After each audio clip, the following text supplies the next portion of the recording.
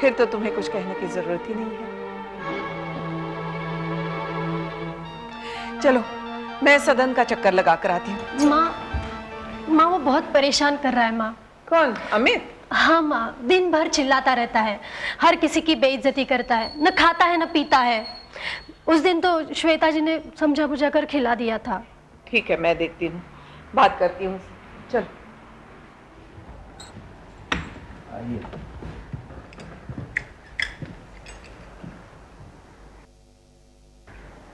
बेटे,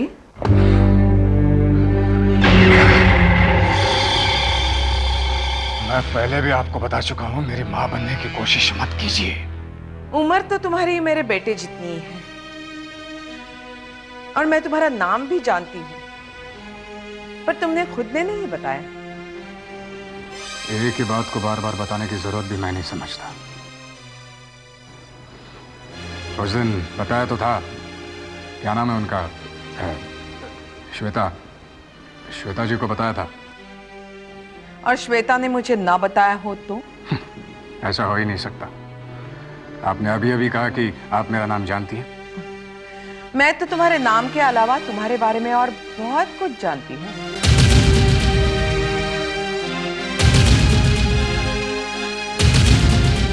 क्या क्या जानती हैं आप मेरे बारे में? अब मैं भी ना बताऊं तो? क्या जानती हैं आप मेरे बारे में? अब मैं भी ना बताऊं तो? देखो अमित,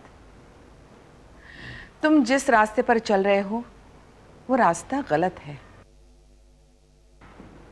मैं चाहती हूं कि तुम अपना रास्ता बदल लो। ना बदलूं तो? देखो बेटा, ओह, तुम्हें बेटा सुनना अच्छा नहीं लगता है ना?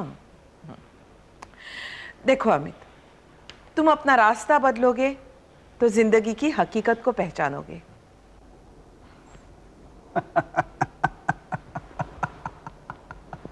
मैंने ऐसी तो कोई बात नहीं कही जिससे तुम्हें हंसी आ जाए।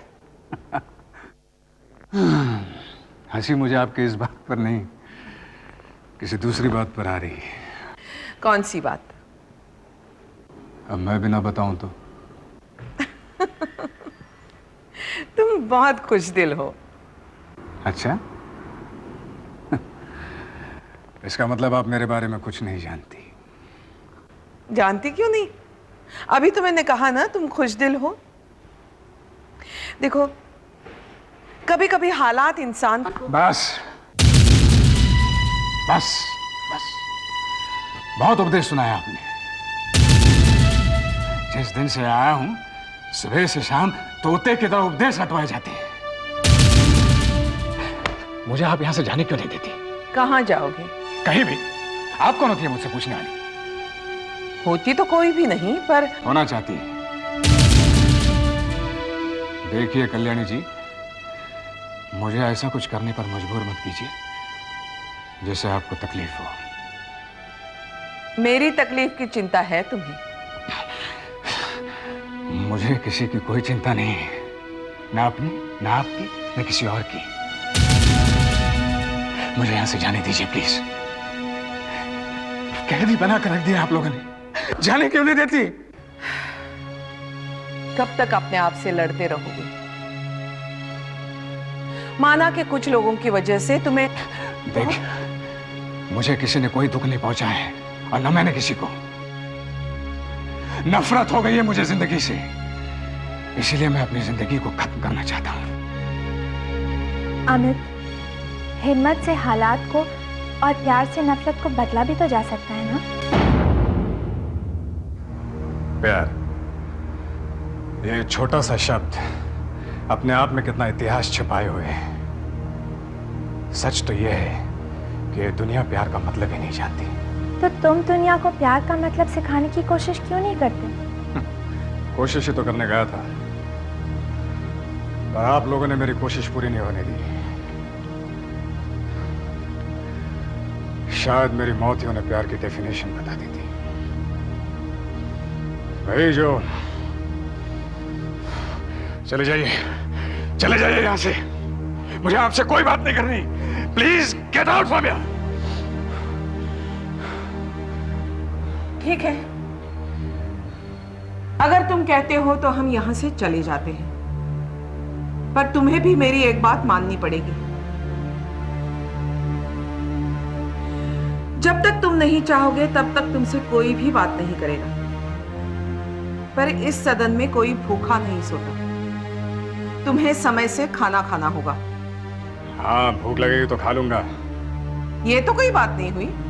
हम तुम्हारी हर बात माने और तुम परेशान मत कीजिए मुझे। हाँ, इतना जरूर कह सकता हूं कि मैं भूख से तड़प तड़प कर नहीं मरूंगा। मरूंगा तो ट्रेन से कटकर या फिर किसी ऊंची बिल्डिंग से छलांग लगाकर। अमित। हाँ कल्याणी जी, मैं मरूंगा, जरूर मरूंगा, लेकिन आपको बताकर। अब चले जाइए यहां से। मुझे अकेला छोड़ दीजिए प्लीज। ये अचानक क्या हो जाता है तुम्हें? जो होता है उसे आप देख नहीं सकती, इसीलिए मुझे कुछ हो इससे पहले आप चले जाइए। चले जाइए, चले जाइए।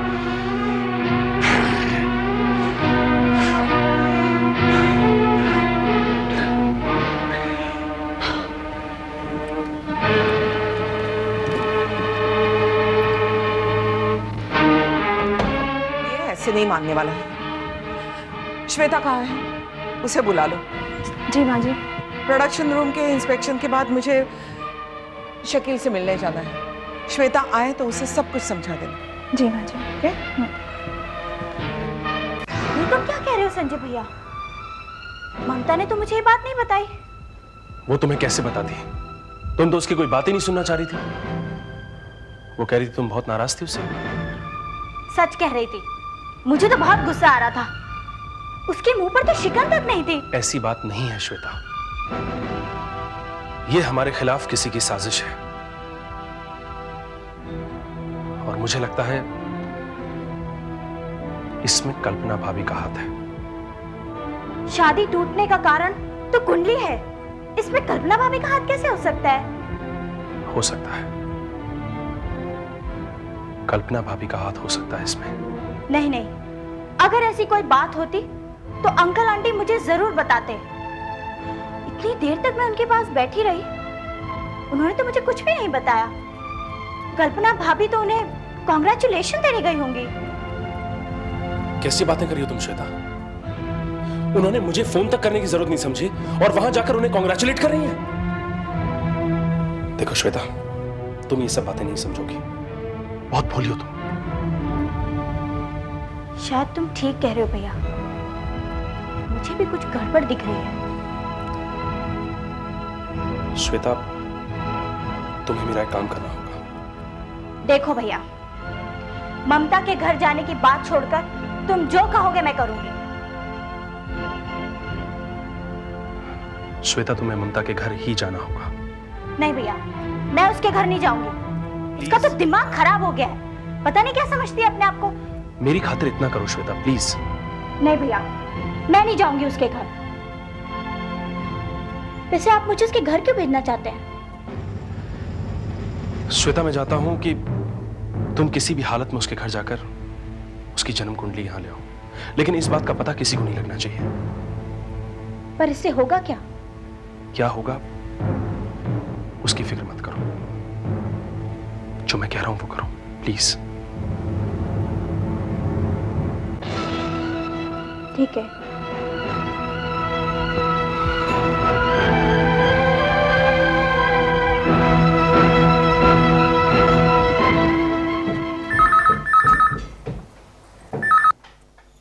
हेलो श्वेता, मैं ममता बोल रही हूँ।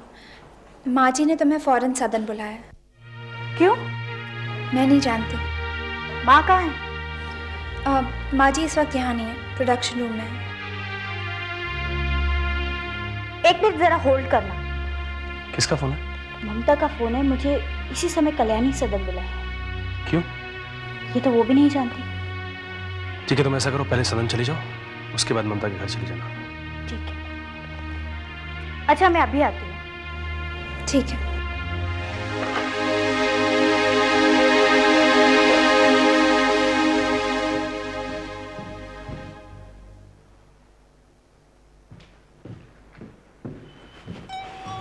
माँ कहाँ है?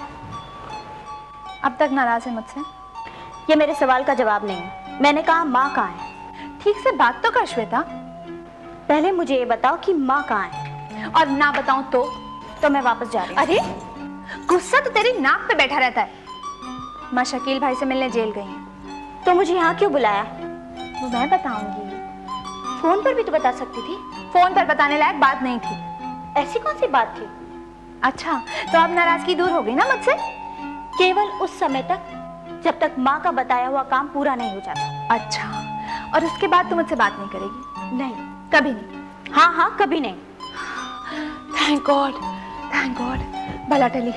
कितना परेशान करती थी मुझे, अब जिंदगी सुकून से कटेगी। देख ममता, मैं मारूंगी तुझे। अच्छा, लेकिन तू तो मुझसे बात ही नहीं करेगी, मारेगी कैसे? प्लीज मेरा दिमाग मत खराब कर। पहले ये बता मुझे यहाँ पे क्यों बुलाया? वही, आपके उस मिशन के लिए जिसके कामयाब होने की मुझे तो कोई उम्मीद नजर नहीं आती। अमित की बात कर रही हो? हाँ वही। क्यों? क्या किया उसने? किया तो कुछ नहीं, पर करने पर आमादा जरूर है। मतलब उसने आज मेरे साथ साथ माँ जी की भी इंसल्ट की। मैंने किसी को भी उसके पास जाने के लिए मना किया था ना। सबको तुम्हारी बात याद थी श्वेता, लेकिन उसने पिछले 24 घंटे से कुछ भी नहीं खाया पिया है।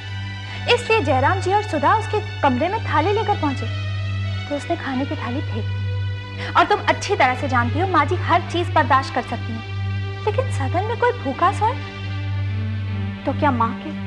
ये तो तब होता ना जब वो माँ जी की बात सुनता। ठीक है, मैं जा रही हूँ उसके पास। रुको, माँ जी ने कुछ बातें समझाई, सुनकर जाओ।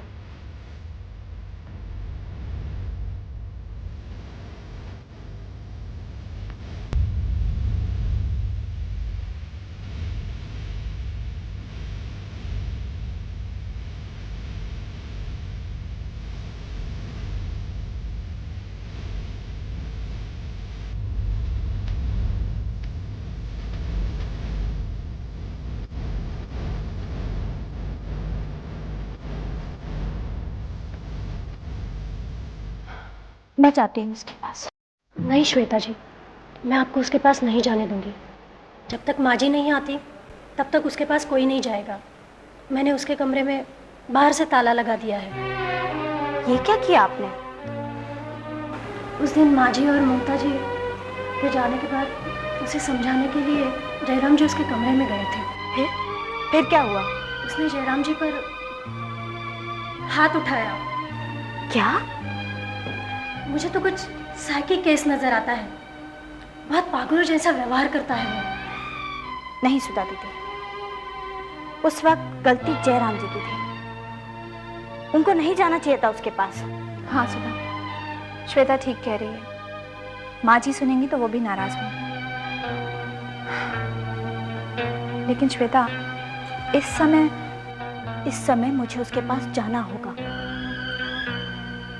यही मौका है उसे संभालने का। ठीक है, हम भी तुम्हारे साथ चलते हैं। चलो।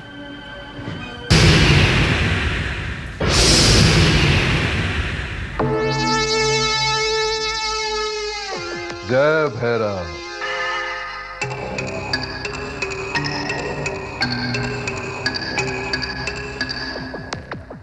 जय भैरव विजय चौधरी।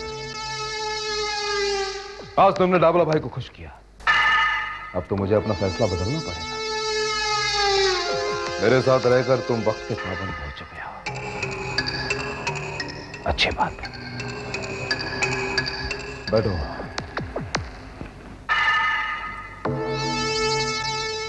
क्या बात है विजय? कुछ परेशान से नजर आ रहे हो। देखो विजय, 27 तारीख को हांगकांग जाने वाले माल को छोड़कर मैं तुम्हारी हर परेशानी दूर कर सकता हूं। बताओ, क्या परेशानी है तुम्हारी? डाबला भाई, हांगकांग वाली डील पापा की है।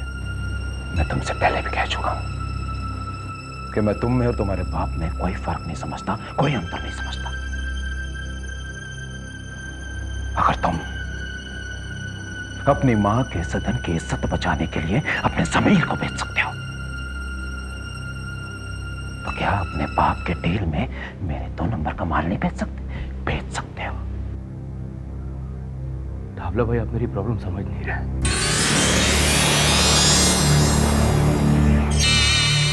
तो समझो विजय चौधरी कि मैं तुम्हारी परेशानी समझना भी नहीं चाहता, क्योंकि जो मैं चाहता हूं वो करता हूं। और मैं ये चाहता हूं कि 27 तारीख को मेरे माल की डिलीवरी हांगकांग हो जानी चाहिए। ढाबला भाई, पापा के कंसाइनमेंट को शिवरी के गोदाम में भेजना इम्पॉसिबल है।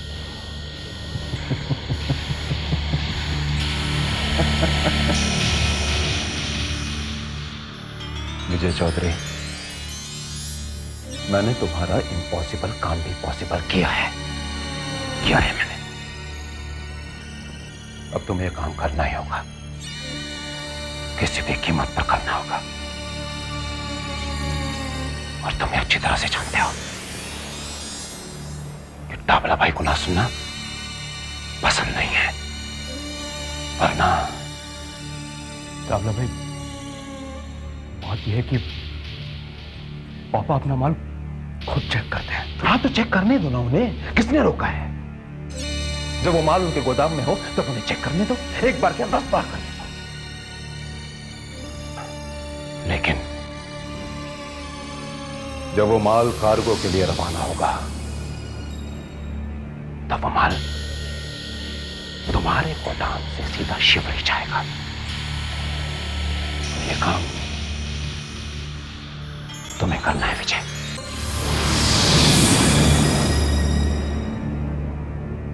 ढाबला भाई, परेशानी ये नहीं है, परेशानी ये है कि ऑफिस का पूरा स्टाफ पापा ने अपॉइंट किया हुआ। हाँ, तो निकाल दो ना सबको। अगर तुम नहीं निकाल सकते तो मुझे कहो, मैं उन्हें ऑफिस से तो क्या इस दुनिया से ही निकाल दूंगा। तो दगड़ो, हमें तो सिर्फ आपके हुक्म का इंतजार है, आदमी चाहे श्रीवास्तव हो या कोई और। जय भैरव।